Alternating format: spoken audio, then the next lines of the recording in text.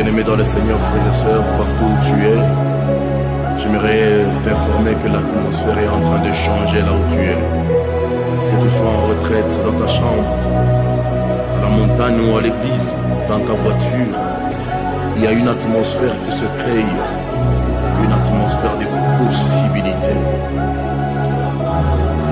Je t'informe que ton ciel est en train de s'ouvrir maintenant, c'est maintenant. Les plans de la galabo sobrali que me relava.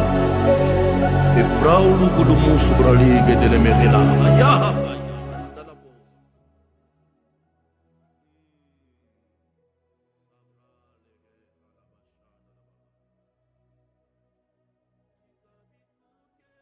Alléluia, gloire au Seigneur. Que Dieu soit béni encore pour ce moment. Nous rendons gloire à l'Éternel notre Dieu pour sa présence. Nous disons merci au Seigneur pour sa bonté et sa grâce. Alléluia. Que le nom de l'Éternel notre Dieu soit béni. Je te bénis, toi qui suis ces moments de prière, de prédication. Et je crois que la grâce de Dieu sera notre partage. Bienvenue à toi qui sera en train de nous suivre pendant ce programme d'aujourd'hui. Et nous croyons que le sang de Jésus et notre partage et la faveur de Dieu sera de nôtre. Alors nous sommes en train de nous entretenir sur un thème très important, le 4 types de puissance que le monde spirituel obéit. Le 4 types de puissance que le monde spirituel obéit. Bien-aimés dans le Seigneur, n'oubliez pas et ne soyez pas ignorants de ces choses, car la Bible dit un peuple sans connaissance est un peuple sans frein. Manquer de la connaissance, manquer du savoir, manquer de l'intelligence de Dieu est passible à une peine de mort spirituelle. Alléluia. Gloire au Seigneur. Alors, nous allons enseigner sur ce message, le 4 types de puissance que le monde spirituel obéit. Il faut savoir une chose, c'est que le monde spirituel n'est pas comparable à notre monde réel. Un jour, j'ai dit à quelqu'un, je lui ai dit, le monde spirituel est plus réel que le monde auquel nous sommes en train de vivre. Le monde spirituel est un monde qui est plus réel, j'insiste encore, par rapport au monde auquel nous sommes. La réalité dans le monde spirituel est plus profonde que la réalité dans le monde physique. Je disais, la réalité dans le monde spirituel, elle est plus profonde que par rapport au monde physique. Voilà pourquoi, par l'aide du Saint-Esprit, nous avons été inspirés et par l'aide de certaines prédications de prédicateurs avéreux, nous avons été inspirés pour enseigner ou dispenser ce message, le 4 types de puissance que le monde spirituel obéit. Mais si le monde terrestre peut obéir à des puissances, à des règles, à des principes, retenez-les que dans le monde spirituel, il y a aussi une puissance. Il y a aussi des règles, il y a aussi de méthodologies auxquelles lorsque vous les appliquez ou auxquelles lorsque vous êtes sous cette influence, alors le monde spirituel vous sera obéissant ou va vous être obéissant. Et c'est par l'aide du Saint-Esprit que nous allons parler de ces choses. Mais avant de commencer ce message, j'ai quelques vérités à placer. J'en ai 5 ou 6 comme ça que je vais placer.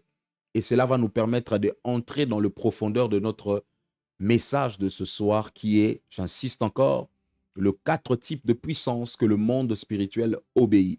La première des vérités que tu veux savoir ou que tu aimerais bien savoir, c'est que le monde spirituel, comme je le disais auparavant, depuis ma bord, que le monde spirituel est un monde qui est plus réel par rapport au monde auquel nous sommes.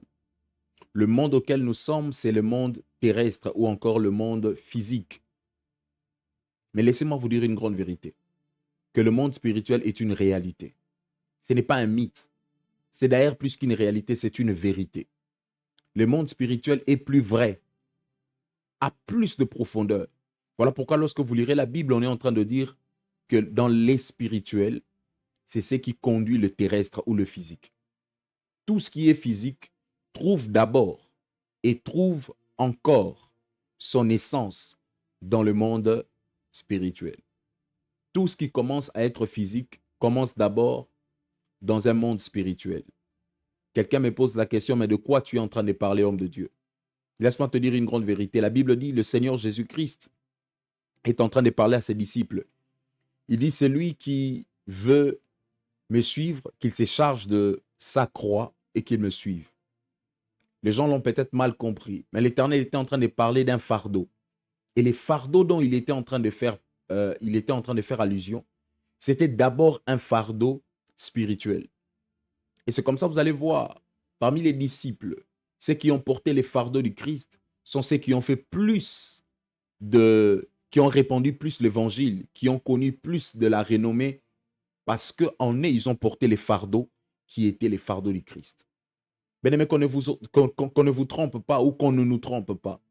Le monde spirituel est un monde plus réel que le monde physique. Deuxième vérité, tout ce qui est physique ou visible commence d'abord par l'abstrait ou par l'invisible.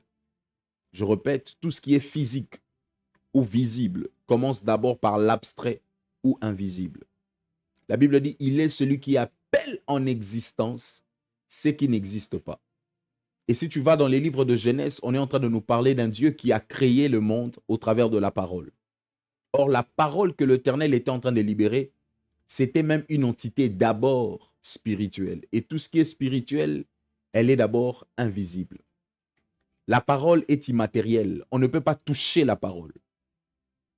Personne parmi nous peut se prévaloir le courage de dire que j'ai touché la parole. La parole ne peut être touchée. La parole ne peut être vue. Mais on ne peut que voir les répercussions de la parole. En réalité, la parole, elle existe. Mais elle existe d'abord dans un état invisible. Et c'est ce qui fait même la force de la parole. Je vais aller en profondeur quand je vais continuer dans mon message, vous allez mieux comprendre. Troisième vérité, pour être entendu dans le monde spirituel, il faut utiliser les méthodes spirituelles et non les méthodes physiques ou charnelles. Comme je le disais, le thème qui nous réunit, c'est les 4 types de puissance que le monde spirituel obéit. Or, pour être obéi dans le monde spirituel, il ne faudrait pas utiliser les méthodes physiques ou les méthodes charnelles. Aucune méthode des hommes, aucune méthode charnelle, aucune méthode qui vient de ce monde est capable de pouvoir défier la puissance spirituelle. Aucune. Car toutes les méthodes auxquelles nous employons ici sur la terre physique ou la terre visible est d'abord née du monde spirituel. Je répète, toute méthode auxquelles nous employons ici dans le monde physique est d'abord née du monde spirituel. Et pour gagner dans le monde spirituel, il ne te suffit pas d'amener les méthodes du monde charnel. Il faut ramener ou employer ou mettre en pratique le méthode du monde spirituel. Gloire au Seigneur. Quatrième vérité rapidement. Tout ce qui est voulu dans le monde matériel doit d'abord être travaillé dans le monde spirituel. Ça, c'est une vérité que tu dois retenir. Tout ce que tu veux obtenir dans le monde matériel, tu dois d'abord chercher à l'obtenir dans le monde spirituel. Ce qui fait asseoir le matériel, c'est le spirituel. Ce qui donne la force au matériel, c'est le spirituel. Tant que le spirituel est stable, le matériel restera stable. Mais tant que le spirituel n'est pas stable, tout ce que tu peux obtenir dans le matériel, dans le physique, je peux dire, ces choses sont appelées à tomber. Tant que tu n'as pas encore garanti une force dans le spirituel, tant que tu n'as pas encore assis ton trône, ta force, ton mariage, ta bénédiction, l'éducation de tes enfants, tout ce que tu veux, ton commerce, tout ce que tu veux alors, tant que tu ne l'as pas encore assis spirituellement, sache-le que peu importe le temps que ça pourra prendre, l'ennemi peut le détruire si facilement parce que ça n'a pas de soubassement spirituel. Cinquième vérité, celui qui sait faire entendre sa voix dans le monde spirituel peut régner dans le monde matériel. Je répète, celui qui sait faire entendre sa voix dans le monde spirituel est capable de régner dans le monde matériel. Mais si tu sais faire entendre ta voix dans le monde spirituel, si dans le monde spirituel on sait entendre ta voix, laisse-moi te dire une grande vérité. Dans le monde matériel, tu vas dominer. La Bible dit, en réalité, dans l'homme, c'est d'abord l'esprit. L'esprit, et la Bible rajoute, les souffles du Dieu vivant. Ce qu'on appelle en grec pneuma. Le souffle du Dieu vivant. Le souffle du Dieu vivant. Dont on appelle en hébreu roua. C'est d'abord l'esprit. Et l'esprit dont on était en train de parler, on parlait d'abord de l'esprit qui est l'état spirituel et immatériel que Dieu dépose ou qui vit dans l'abstrait, qui vit dans un monde auquel les hommes normaux n'ont pas accès. Je ne sais pas si je bénis quelqu'un ici. Le monde spirituel est un monde plus réel, plus vrai, très vrai même, et qui existe. Si vous n'en avez pas encore fait l'expérience, je crois qu'au travers de cet enseignement, vous allez comprendre comment tu peux faire expérience, comment tu peux faire entendre ta voix, comment tu peux faire entendre ton autorité, comment tu peux faire entendre ta puissance dans le monde spirituel, afin d'être obéi dans le monde matériel. Est-ce que quelqu'un est avec moi ici? Je bénis le Seigneur pour toi qui es en train de me suivre. Je dis à Dieu de te bénir au nom de Jésus. Sixième vérité rapidement, le monde spirituel est aussi réel comme le monde matériel. Là, je l'ai déjà dit, et j'étais en train même de le redire tantôt ici, que le monde spirituel est un monde plus réel que le monde matériel. Si tu fais l'erreur de penser que le monde spirituel, c'est un monde imaginaire, c'est un monde illusoire, c'est un monde auquel les hommes s'adonnent juste pour se faire plaisir, alors tu es à côté de la plaque. Alors tu n'as pas compris encore comment Dieu opère. Parce que la manière dont Dieu opère d'abord dans le monde spirituel. Voilà même, tu vas voir, le mot bénédiction, qui veut dire en hébreu baraka, ne veut simplement dire du bien. Ce n'est pas faire du bien, mais dire du bien. Baraka veut seulement dire du bien. Signifie au fait dire du bien. Or, lorsqu'on dit ou lorsqu'on fait allusion au fait que la bénédiction est d'abord le fait de dire du bien, on comprend que la bénédiction n'est pas d'abord matérielle, mais elle est d'abord spirituelle. Dans la bénédiction, on reçoit d'abord ce qui est spirituel. Et c'est le fait de recevoir le spirituel qui ramène le spirituel dans le matériel. Je ne sais pas si quelqu'un m'a compris. La bénédiction, j'étais en train de dire, est d'abord l'expression spirituelle. Si tu comprends l'expression spirituelle d'une bénédiction, c'est à ces moments dans le matériel, tu peux en saisir et en posséder. Tant que tu ne comprends pas encore que la bénédiction commence d'abord dans le monde spirituel, tu peux en recevoir plusieurs paroles de bénédiction et ne pas vivre ces choses. Pourquoi? Parce que tu n'as pas compris que la bénédiction commence d'abord par les spirituels. C'est pourquoi je prie avec le Saint-Esprit. Que Dieu t'amène dans la connaissance de comprendre que ma bénédiction commence d'abord dans le monde spirituel au nom de Jésus. Alléluia. Le 4 types de puissance que le monde spirituel obéit. Je ne vais pas te prendre beaucoup de temps, je vais directement commencer avec mon message. Là, je t'ai juste donné 6 clés ou 6 vérités qui nous ont amenés à comprendre le monde spirituel et comment cela fonctionne. Plus rapidement en tout cas. Ce n'était pas si profond que ça, mais l'Esprit de Dieu m'avait convaincu de faire ça comme ça. Le premier type de puissance que le monde spirituel obéit. J'aimerais que tu ouvres ta Bible avec moi rapidement. Je suis dans les livres de Actes des Apôtres, chapitre 19. Excusez-moi, je vais lire ma Bible avec moi. Ouvre ta Bible dans les livres de Actes des Apôtres. Actes des Apôtres, chapitre 19, verset 13 au verset 15. Verset 13 au verset 15, la Bible dit ceci. Je commence par les versets 12 même.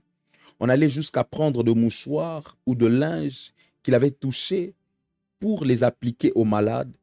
Ceux-ci guérissaient et les mauvais esprits s'enfuyaient. Le verset 13. Quelques Juifs qui allaient de lieu en lieu pour chasser des démons voulurent alors invoquer eux aussi le nom de Jésus-Christ sur ceux qui étaient sous l'emprise des mauvais esprits. Par le nom de Jésus que Paul annonce, disait-il, je vous ordonne de sortir. Le verset 14. Ceux qui agissaient ainsi étaient le 7 fils de Sheva, un chef de prêtres de Juifs. Le verset 15. Mais l'esprit mauvais leur répondit, Jésus, je le connais. Paul, je le sais aussi. Mais c'est vous, qui êtes-vous? Alléluia. Je me limite d'abord là. La Bible est en train de nous parler, ou ce texte est en train de nous expliquer une très grande réalité qui s'est passée dans le temps de la Bible. Ceux qui lisent la Bible ou les lecteurs de la Bible connaîtront mieux cette histoire. On est en train de nous parler d'un homme qui avait ses enfants. Cet homme était prêtre dans le temple. Et il avait des enfants qui commençaient à imiter Paul. Vous voyez, nous avons commencé par le verset 12, où on est en train de parler de Paul, dont on prenait le linge auquel il s'essuyait sa sueur et on le mettait sur le malade. Et le malade était guéri. Et puisque le malade était guéri, les gens qui entouraient Paul ont pensé qu'eux aussi, ils avaient le pouvoir de chasser les démons. Parce que la Bible dit par la parole de Paul, les démons qui possédaient certaines vies étaient en train de fuir. En d'autres termes, la puissance que Paul dégageait ou l'autorité que Paul était en train d'employer faisait en sorte qu'il soit obéi dans le monde spirituel. Parce que pour qu'un démon quitte le corps d'un homme, il faudrait que tu sois spirituellement autoritaire. Il faudrait que dans le monde spirituel, que tu aies une certaine gabarit, si je peux le dire ainsi, ou une certaine autorité. Et c'est à ces moments-là que dans le monde spirituel, tu peux être obéi. Et la Bible nous dit dans les versets, pratiquement les versets 14 et 15, on nous dit il y avait 7 fils de Sheva. Sheva qui était un prêtre dans le temple. Et ses enfants avaient pris pour coutume d'aller eux aussi chercher à prier pour le démoniaque. Pourquoi? Parce qu'ils ont vu Paul le faire. Pourquoi? Parce qu'ils ont vu Paul aussi chasser des démons. Et eux se sont dit aussi, si nous essayons de le faire, alors la reproduction sera de la même manière. Alléluia. Bien-aimé, je répète encore, le monde spirituel n'obéit pas aux courageux. Le monde spirituel n'obéit pas aux courageux. Il ne te suffit pas d'être courageux pour que le monde spirituel t'obéisse. Le monde spirituel n'obéit pas non plus à la bonne volonté. Oh non, c'est parce qu'il est malade, je vais prier pour lui. Oh non, c'est parce qu'il souffre, je vais prier pour lui. Tu peux beau prier et rien ne peut aussi se passer. Parce qu'il y a des principes. Tu ne peux pas prendre une graine d'arachide, planter sur la terre et attendre à récolter un manguier.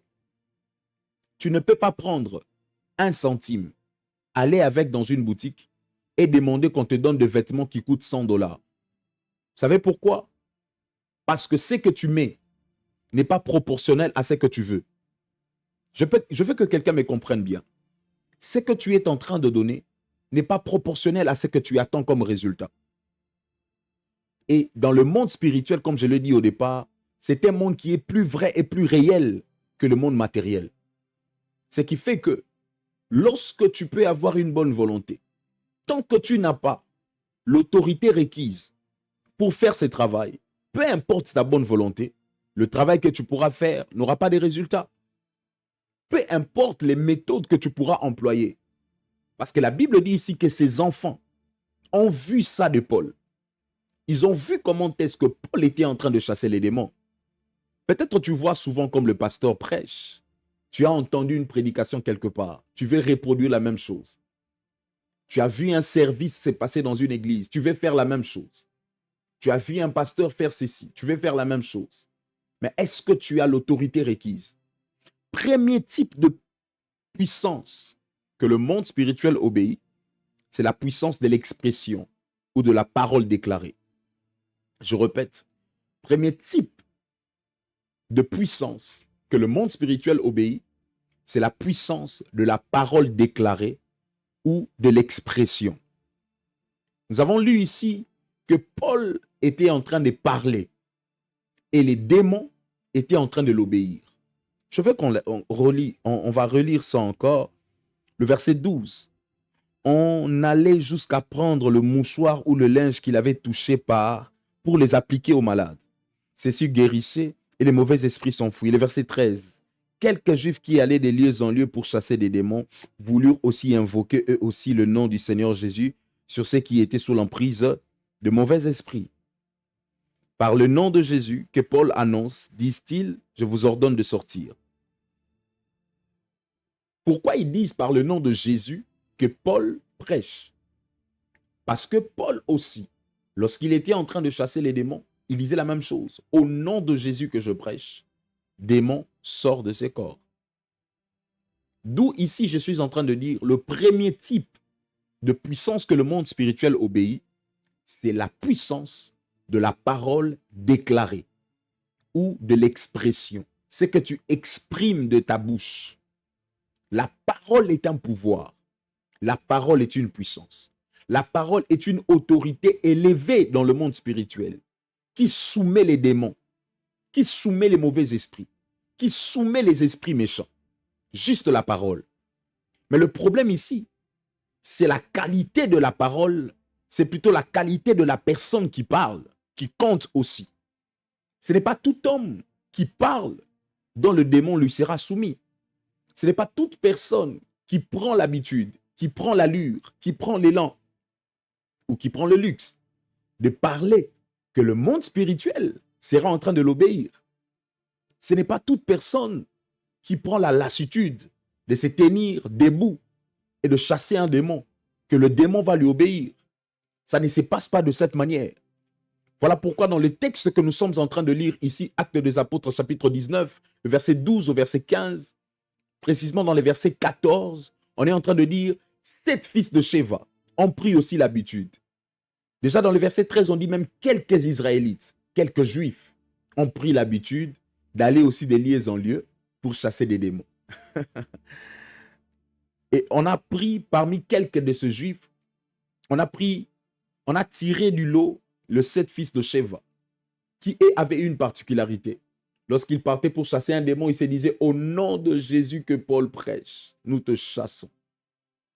Et le jour-là, le démon ou le démoniaque était très éveillé. Il pensait chasser les démons ce jour-là. On dit s'il prenait l'habitude, c'est parce que parfois quand il partait, ça tenait ou ça ne tenait pas. Mais ce jour-là, il y a eu une grande confusion. Le problème, ce n'est pas le nom de Jésus que tu cites. Le problème n'est pas au nom de Jésus que tu cites. Mais le problème est d'abord à l'intimité et à la relation que tu entretiens avec ce Jésus. Un citoyen lambda ne peut pas se prévaloir le luxe d'engager tout un État. Il y a des gens habilités, il y a des gens mandatés qui reçoivent le mandat afin de parler de l'État. Et c'est de là que je vais ouvrir ma brèche de 3 choses qui permettent à une personne d'avoir l'autorité dans la parole. Je suis toujours dans mon premier point qui est la parole déclarée. Le premier type de puissance qui obéit dans le monde spirituel, c'est la puissance de l'expression ou de la parole déclarée. Mais maintenant, pour employer cette parole déclarée, il y a 3 choses que tu dois retenir qui rendent la parole d'une personne autoritaire. Il y a 3 choses que tu dois retenir qui peuvent rendre ta parole autoritaire face à un démon, face à un esprit méchant, face au monde spirituel, qui peut faire en sorte que ta parole pèse dans le monde spirituel, qui peut faire en sorte, comme Paul qui chassait les démons, et que toi aussi tu puisses le faire. La première des choses, c'est le mandat. Tantôt, j'étais en train de le dire. Un citoyen lambda ne peut pas engager un État. Pour engager un État, il faut avoir un mandat spécifique. Il faut recevoir de l'autorité de l'État un mandat spécial. C'est au travers de ces mandats spéciaux que tu auras le culot d'engager l'État. Parce que tu ne parleras plus en ton nom. Mais lorsque tu pars dans une mission diplomatique, souvent pour ceux qui voyagent ou pour ceux qui ont l'habitude de faire des démarches de voyage, vous allez vous rendre compte que lorsque vous entrez dans une ambassade, dans une mission diplomatique, on vous dira que ces lieux n'est plus les territoires de votre pays, mais c'est les territoires de la mission diplomatique qui est venue s'installer dans votre pays. Donc, si tu te trouves en Ouganda, je ne sais pas moi, à Burundi, mais tant que tu entres dans l'ambassade des États-Unis, tu n'es plus sur le sol ougandais ou sur le sol burundais, mais tu deviens sur le sol américain. Et j'ai même appris que les véhicules d'un ambassadeur, lorsqu'ils circulent, c'est tout un État qui circule. Vous savez pourquoi il reçoit toutes ces choses? Parce qu'il a un mandat spécial. C'est lui de représenter l'État dans un État. Et Paul aussi avait reçu ces mandats. C'est pourquoi il pouvait avoir le culot de déclarer. Et les démons l'obéirent. C'est pourquoi il pouvait parler au nom de Jésus. Et les démons savaient qu'on n'a pas affaire à Paul, on a affaire à Jésus lui-même. On n'a pas affaire à un homme, mais on a affaire à un être spirituel. Parce que les mandats te fait porter les prérogatives de la personne qui t'a mandaté. Marabash. Je répète, le mandat te fait porter les prérogatives de celui qui t'a envoyé. Si celui qui t'a envoyé est supérieur et autoritaire, sache-le que dès que tu reçois son mandat, toi aussi tu deviens supérieur et autoritaire. Voilà pourquoi dans chaque couche de l'État ou dans chaque couche de nation, nous avons des représentants de l'État. Ces personnes sont l'image de l'État auprès de la population. Ces personnes sont l'image de l'État auprès de citoyens. Bien-aimé dans le Seigneur, tu as besoin d'être obéi dans le monde spirituel. Il faut savoir comment utiliser sa parole. Ne pas dire n'importe quoi, n'importe comment. Ne pas simplement dire au nom de Jésus. Ces enfants étaient aussi en train de dire au nom de Jésus. Ils ont dit au nom de Jésus que Paul prêche. Au nom de Jésus que Paul prêche. Est-ce que le nom de Jésus était si faux que ça? Non. Est-ce que Paul était un faux serviteur? Non. Mais le problème, c'est eux qui n'ont pas reçu le mandat. Je prie avec le Saint-Esprit que tu comprennes ces messages et qu'à partir de ces messages, que tu pries pour demander à Dieu le mandat de les représenter ici sur terre. Il n'y a pas que des pasteurs qui représentent Dieu sur terre. Je le répète, il n'y a pas que des hommes de Dieu qui ont le quitus de représenter Dieu sur terre. Non. Tu peux aussi être un représentant de Dieu dans ton entreprise. Tu peux être un représentant de Dieu dans ta famille. Qui t'a dit qu'il n'y a que des pasteurs qui peuvent représenter Dieu dans un endroit précis. Deuxième des choses, je disais deuxième des choses qui fait en sorte que ta parole devienne autoritaire dans le monde spirituel, c'est l'esprit. Au-delà du mandat, il y a aussi l'esprit. Et ici, je ne parle pas de l'esprit de l'homme avec un petit E, mais c'est plutôt l'esprit de Dieu avec un grand E, un E majuscule. L'esprit de Dieu. Si vous vous rappelez bien, je parlais des livres de Genèse où la Bible dit au commencement, Dieu créa le ciel et la terre. La terre était informe et vide et il y avait l'esprit de Dieu qui s'est mouvé. L'esprit de Dieu avait pris la forme d'un vent. Et c'est au travers de ces vents-là que tout a commencé à être créé. L'esprit de Dieu. Tu ne peux pas parler pour satisfaire quelqu'un tant que l'esprit de Dieu n'est pas avec toi. L'esprit de Dieu. J'ai dit ici l'esprit de Dieu, on appelle ça aussi pneuma, le souffle du Dieu vivant. Ou encore en hébreu la roua, le souffle du Dieu vivant. Le souffle du Dieu vivant. Alléluia. Troisième chose que vous devez connaître ou encore avoir avant de pouvoir poser l'acte qu'on appelle la parole déclarée comme type de puissance qui peuvent être obéis dans le monde spirituel, c'est la connaissance. Tu ne peux pas engager Dieu tant que tu ne connais pas quelque chose. Tant que tu ne connais pas le Dieu sur qui tu t'es appuyé. J'ai lu ma Bible. J'ai vu des combats où les enfants de Dieu ont perdu. Pourquoi? Parce qu'ils se sont engagés sans que Dieu ne leur ait dit un mot. J'ai lu ma Bible. J'ai vu combien de fois les enfants d'Israël ont raté des batailles. Parce que Dieu n'avait pas donné son aval. Bien-aimé, il faut connaître le Dieu que tu prêches. Il faut connaître le Dieu que tu pries. Il faut connaître le Dieu que tu cherches. Le jour où tu connais le Dieu que tu cherches, tu ne poses pas les actes parce que les hommes te poussent. Mais tu poses les actes parce que tu connais le Dieu que tu cherches.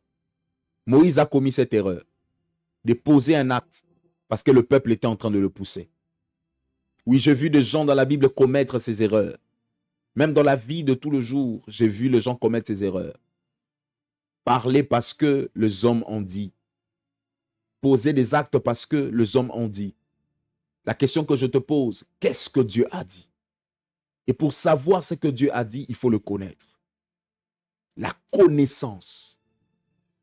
Connaître que mon Dieu me parle de cette manière. Connaître que mon Dieu à moi, lorsqu'il veut me parler, c'est de cette façon qu'il me parle. Connaître que le Dieu que je sers a une manière à laquelle il me parle. C'est pourquoi je n'obéis qu'à sa voix. Que Dieu te bénisse. Alléluia. Deuxième type de puissance. Premier type de puissance, on a parlé de la puissance de l'expression et de la parole déclarée. Deuxième type de puissance, c'est la puissance du nom. Bien-aimé, le monde spirituel obéit à la puissance du nom. Je répète, le monde spirituel obéit à la puissance du nom. Si tu portes sur toi un nom de malédiction, sache-le que dans le monde spirituel, la malédiction va commencer à te suivre parce que sur toi, tu portes un nom. Et les entités spirituelles sont appelées à obéir à la puissance du nom que tu portes. Je vais lire un texte de la Bible avec toi. Philippiens chapitre 2, le verset 9. D'ailleurs, les lecteurs de la Bible se sont retrouvés lorsque je donnais ces textes directement. J'étais en train de dire Philippiens chapitre 2, le verset 9. La Bible dit ceci, je lis au nom de Jésus. C'est pourquoi Dieu l'a élevé à la plus haute place et lui a donné le nom qui est au-dessus de tout nom. Je répète. C'est pourquoi Dieu l'a souverainement élevé et l'a placé à la plus haute place. Et on dit, et lui a donné le nom qui est au-dessus de tout le nom. Maintenant, écoute le verset 10. Pour qu'au nom de Jésus, tout être s'agenouille dans le ciel, sur la terre et jusque sous la terre. Alléluia. Alléluia. Mais ne blague pas avec la puissance du nom. L'une des puissances que le monde spirituel obéit, c'est la puissance du nom. Vous allez vous rendre compte que lorsque vous lisez la Bible, la plupart des gens qui ont porté de nom, ces noms ont caractérisé leur vie sur la terre. Pourquoi? Parce que c'est spirituel. Chaque personne qui a un nom sur lui, sachez-le que ce nom attire des esprits sur lui. Ça peut être des esprits de Dieu, ça peut être des esprits du diable. Le nom est une puissance qui peut attirer. J'ai dit le nom est une puissance qui peut attirer. Des bonnes choses comme des mauvaises choses. C'est pourquoi je prie avec le Saint-Esprit dans le nom de Jésus. Si tu portes un mauvais nom, laisse que ce soit l'influence de ce nom soit détruite au nom de Jésus. Tu n'arrives pas à comprendre comment toi tu ne progresses pas dans ce que tu fais. Tu ne sais pas que ton malheur est assis sur le nom que tu portes. Ton malheur est assis sur le nom que tu as. Le nom de famille que tu portes. Je ne sais pas moi, le sobriquet qu'on t'a donné. C'est juste un nom. Tu penses que c'est juste un sobriquet. Tu penses que c'est juste un surnom. Mais alors que tu ne sais pas que derrière ça, le monde spirituel est en train d'obéir. Derrière ça, il y a une influence spirituelle qui est derrière. Bien-aimé, ne te laisse pas berner à ces choses. Ne te laisse pas méconduire à ces choses. Car si tu ne comprends pas bien ces choses, tu es la proie de l'ennemi. Tu seras la proie de l'ennemi. Je prie avec le Saint-Esprit que tu ne sois pas la proie de l'ennemi. La Bible dit qu'il y avait un homme qui avait privé David de la nourriture. Il s'appelait Nadab, si je ne me trompe pas. Et sa femme s'appelait Abigail. Et on dit, lorsque il a privé la nourriture à David, sa femme Abigail a couru derrière David et a dit à David, il ne faut pas le suivre parce qu'il est comme est son nom, il est fou.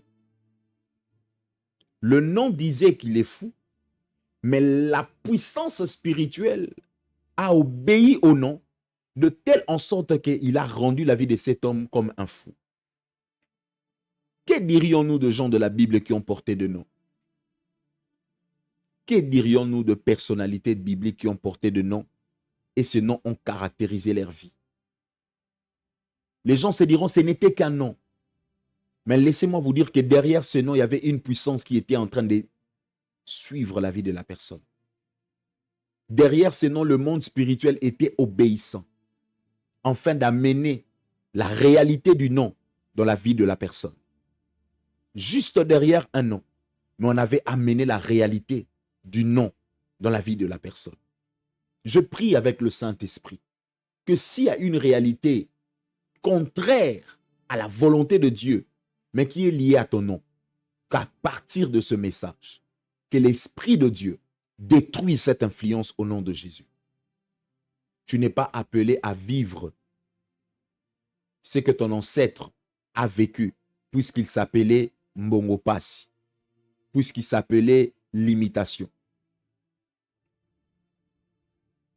Alléluia. Alléluia. Alléluia. Oh Dieu, je prie dans le nom de Jésus que toute influence du nom qui peut détruire la santé des gens, qui peut amener le contraire des réalités spirituelles dans la vie des gens, Père, je prie avec ton esprit que ces choses soient détruites au nom de Jésus-Christ. Le nom est une puissance qui est obéie aussi dans le monde spirituel.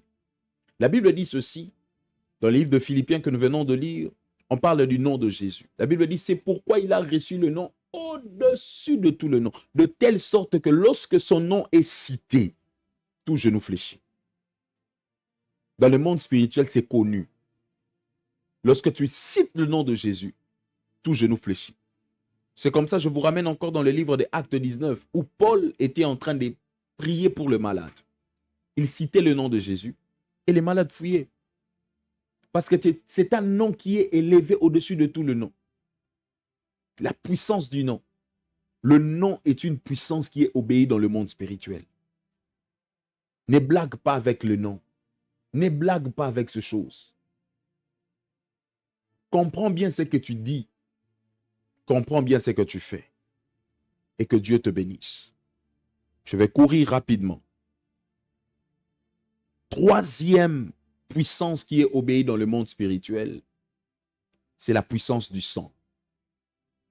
Je disais, troisième puissance qui est obéie dans le monde spirituel, c'est la puissance du sang. La puissance du sang. La puissance du sang.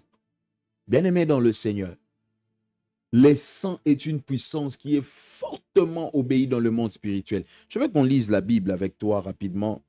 Genèse chapitre 4, le verset 10. Rapidement, le livre de Genèse chapitre 4, au 10e verset. Je lis au nom de Jésus. Et Dieu lui dit, qu'as-tu fait? J'entends les sangs de ton frère crier vengeance depuis la terre jusqu'à moi. Est-ce que quelqu'un a lu ça? On va relire encore. Genèse chapitre 4, le verset 10. La Bible dit, et Dieu lui dit, qu'as-tu fait? J'entends le sang de ton frère crier vengeance depuis la terre jusqu'à moi. Dieu habite le ciel. Donc la puissance du sang, la voix du sang a crié de la terre jusqu'au ciel. De la terre jusqu'où se trouvait Dieu, sur son trône. Le sang a pu crier jusqu'à Dieu. Bien-aimé, le sang est une puissance fortement obéie dans le monde spirituel. Tant que vous partagez les mêmes sangs avec certaines personnes, si vous n'avez pas brisé leur influence spirituelle sur vous, sachez-les que leur sang, au travers du même sang que vous portez, ils peuvent vous réclamer. Rabashatalaba. Je le dis encore bien. Si vous partagez les mêmes sangs avec certaines personnes et que vous n'avez pas arrêté la réclamation derrière ces sangs-là, il est possible que ces personnes commencent à vous réclamer puisque vous partagez seulement le même sang. On est en train de nous parler ici dans le livre de Genèse chapitre 4, le verset 10, de l'histoire d'un homme qui s'appelle Caïn et Abel. Les deux étaient les enfants de Adam et Ève. La Bible dit l'un avait amené l'offrande de la terre, l'autre avait amené l'offrande de bétail. Et Dieu a agréé l'offrande de bétail et il a rejeté celui qui avait l'offrande de la terre. Cela a suscité l'animosité dans le cœur de Caïn, qui était le frère d'Abel. Il est allé jusqu'à tuer son frère. Mais ce qu'il va oublier, lorsqu'il va tuer son frère, il va faire couler son sang. Et la Bible dit que lorsque Caïn va tuer Abel, Abel va mourir, mais quelque chose va se passer. Il va le faire dans un lieu secret, où personne n'était là, où personne ne savait même que ça s'est passé là-bas. Mais le sang d'Abel a crié vengeance jusqu'au ciel. Bien-aimés, ne négligez pas la puissance du sang. Vous qui avez l'habitude de faire des pactes de sang avec des filles, vous qui avez l'habitude de briser la virginité de certaines filles. Vous ne cherchez que des filles vierges. Vous qui avez l'habitude d'à chaque fois faire des choses avec les sangs, la puissance du sang. Il est même de certaines de ces personnes dont ils peuvent prendre un animal, tuer un animal. Vous pensez qu'il est en train de tuer un animal, cependant que ce n'est pas un animal qu'il est en train de tuer. C'est-à-dire, il a pris cet animal et il a substitué à une personne. Et le fait qu'il sera en train de le tuer, le sang qui va couler ne sera pas le sang de cet animal, mais ça sera le sang de cette personne-là. Oh, combien de témoignages qu'on n'a pas reçus de gens qui nous ont dit ces choses. Qui nous ont dit, j'avais juste pris une poule et j'étais en train d'égorger la poule. Et pendant que j'étais en train de l'égorger, je ne savais pas que c'était mon père que j'étais en train de tuer. Oh, je n'avais que donné une chèvre, mais je ne savais pas que j'avais donné mes enfants. Ce jour-là, je ne savais pas que ce que je faisais aurait dû avoir de l'impact sur la maternité de ma femme. C'est pourquoi chaque chose qui fait couler le sang, qu'on peut vous demander, bien aimé, priez pour ça avant de pouvoir manger ou donner. Si même vous avez l'occasion de donner en nature, faites-le. Je répète, chaque chose qui fait couler le sang, qu'on peut vous demander, avant de le donner à quelqu'un d'autre, priez pour ça et donnez. Et dans votre prière, dites que celui-ci reste un animal. Il ne deviendra jamais un homme.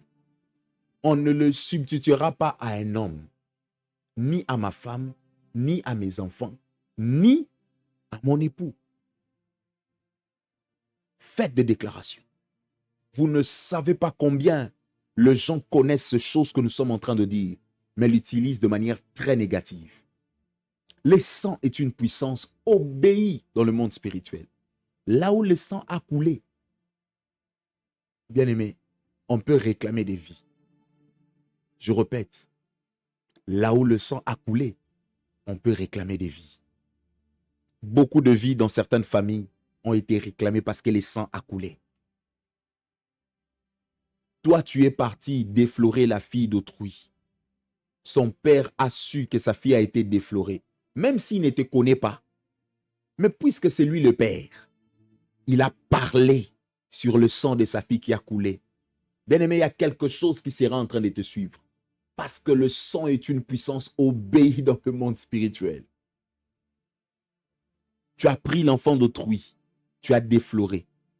Et le jour où sa mère va connaître que sa fille avait été déflorée, même 10 ans passés, même 15 ans passés, sa mère travaille dans l'occultisme, sa mère travaille dans la sorcellerie et commence à parler sur la virginité de sa fille en disant quiconque a connu ma fille a fait couler les sangs.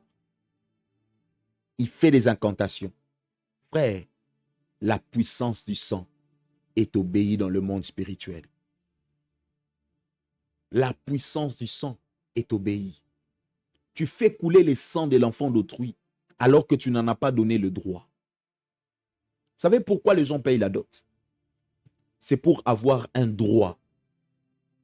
Pour qu'il n'y ait pas de réclamation. Pour qu'il n'y ait pas de poursuite spirituelle, même physique, même judiciaire.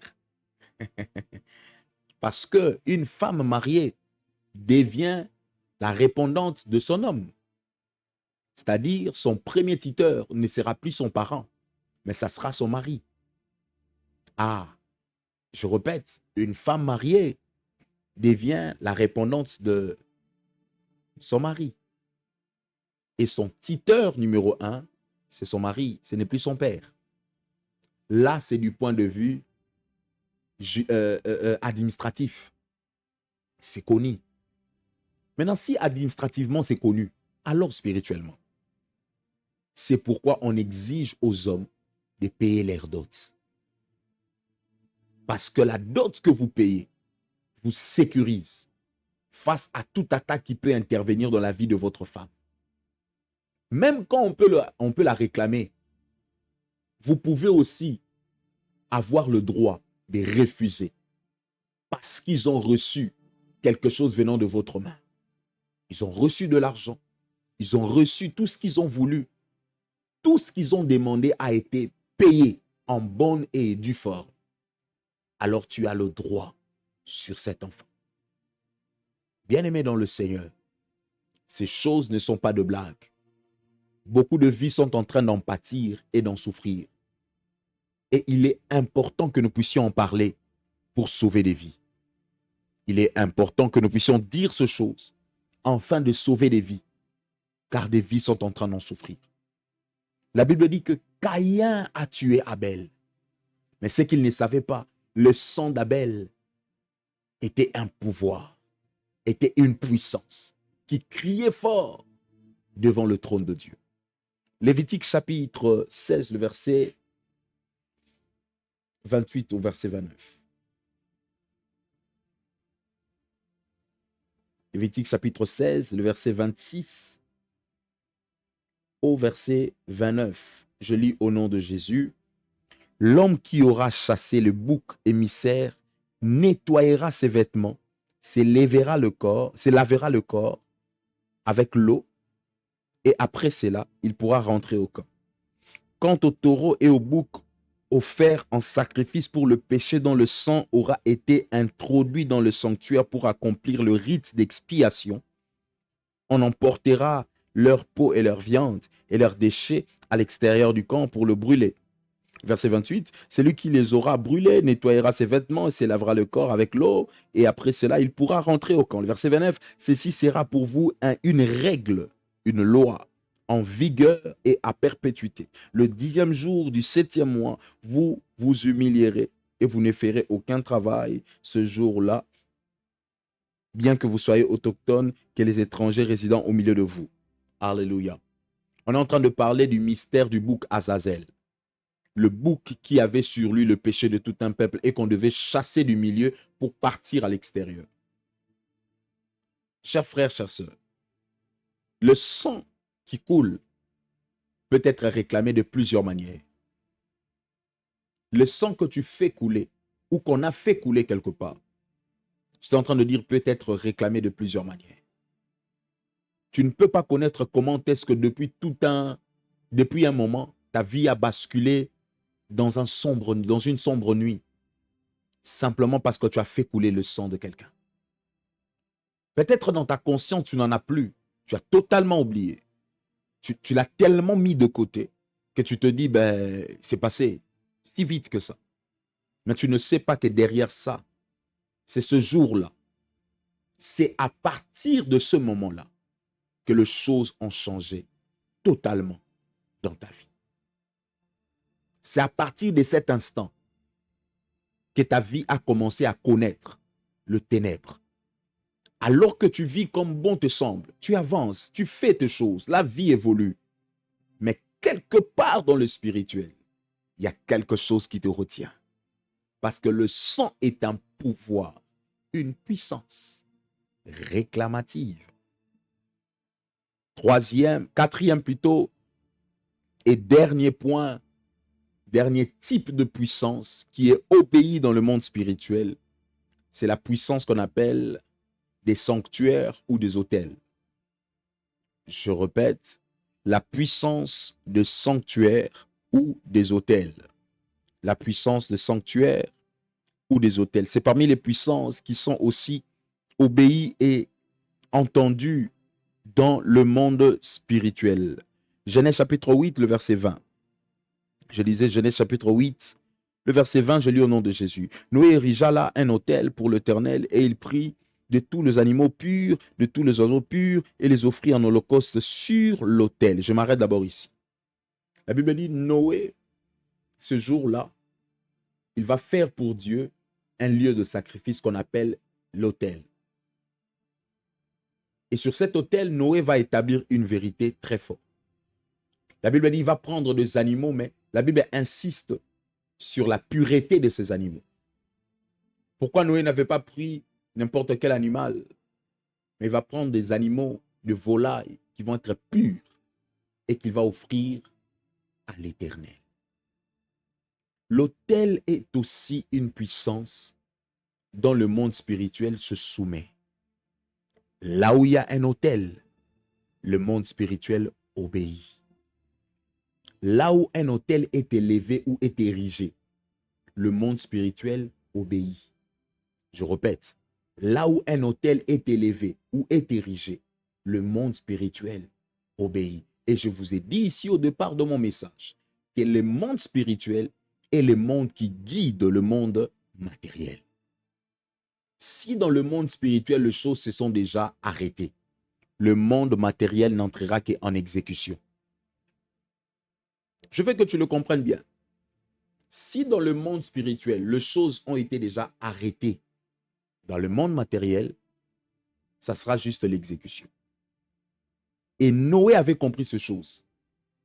Avant qu'il ne puisse commencer quelque chose, son travail, son ouvrage avec Dieu, il a commencé à établir une alliance. Parce que l'autel est un lieu d'alliance. L'autel est un endroit où les alliances sont tissées, où les alliances sont établies, où on établit de contacts, où on établit des relations avec des esprits. Ça peut être les esprits de Dieu, ça peut être les esprits du diable. Ici, je ne veux pas vraiment entrer en profondeur des autels, mais je te parle de manière superficielle pour comprendre que l'autel est aussi un lieu où on peut te réclamer. Ou aussi, toi aussi, tu peux réclamer quelque chose à Dieu par l'autel. Parce que c'est une puissance dont le monde spirituel obéit. Si tu as la culture des autels, sache-le que tu es obéi dans le monde spirituel. Si tu as la culture des autels, sache-le que dans le monde spirituel, tu es un homme qu'on sait obéir. Tu es un homme qu'on sait respecter. Tu es un homme dont les esprits peuvent être soumis à toi. Parce que tu sais la réalité du monde spirituel. Bien-aimé, je prie avec le Saint-Esprit, oh mon Dieu, que toi qui vas suivre ce message, toi qui seras en train de suivre ces messages, que Dieu t'ouvre l'entendement spirituel, afin que tu ne tombes plus dans l'erreur. Que ces messages soient un matériel didactique spirituel qui va te permettre de monter en puissance, de monter en autorité spirituelle, afin que tu ne sois plus dominé. Je disais que ces messages servent de matériel didactique, afin que tu montes en autorité, pour que tu ne sois plus dominé au nom de Jésus.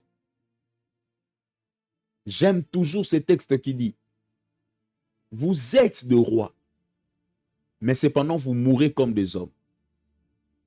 Vous êtes de rois. Le problème ici, c'est la connaissance. Et il y a un texte d'autre qui vient renchérir encore ça. Un peuple sans connaissance, sans révélation, sans frère. Qui es-tu, bien-aimé dans le Seigneur? Au travers de ces messages, au travers de cette prédication, je veux que tu entendes Dieu autrement. Je veux que tu entres dans une nouvelle dimension de Dieu. Que lorsque tu seras en train d'expérimenter la puissance de Dieu, que les gens sachent que Dieu peut parler. Père, je prie avec le Saint-Esprit que mon frère, ma sœur qui a suivi ce message, que mon frère, ma sœur qui a entendu ta voix au travers de ce message, oh Dieu, que mon frère, ma sœur qui a entendu cette prédication, Père, donne-lui l'autorité. Père, donne-lui l'autorité. Afin que toute puissance qui était en train de la retenir captive au travers de cet enseignement, qu'il reçoive la matière, qu'il reçoive ce qu'il faut, afin de le rendre autoritaire. Au nom de Jésus. Au nom de Jésus. Au nom de Jésus. Bien-aimé, tu as intérêt. Tu as intérêt. Je disais, tu as intérêt. Oh, tu as intérêt. Kalamandos kopraina naskiva librenia sutelebas. Lonomos kalibrane kentelinia sombra da kayante. Ilonos kopalibrani kia zuntayanash. Kalondos kopoine ketelebreino nos kopaina leve. Kulana mashata. Alléluia. Tu as intérêt que ce message te donne la force, que ce message te donne l'autorité qu'il te faut, que tu montes en autorité et que l'on sache que Dieu est avec toi, que l'on sache que Dieu marche avec toi.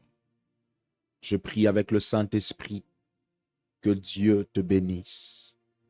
Je disais, je prie avec le Saint-Esprit que Dieu te bénisse, que Dieu te visite, que tu reçoives de Dieu la visitation.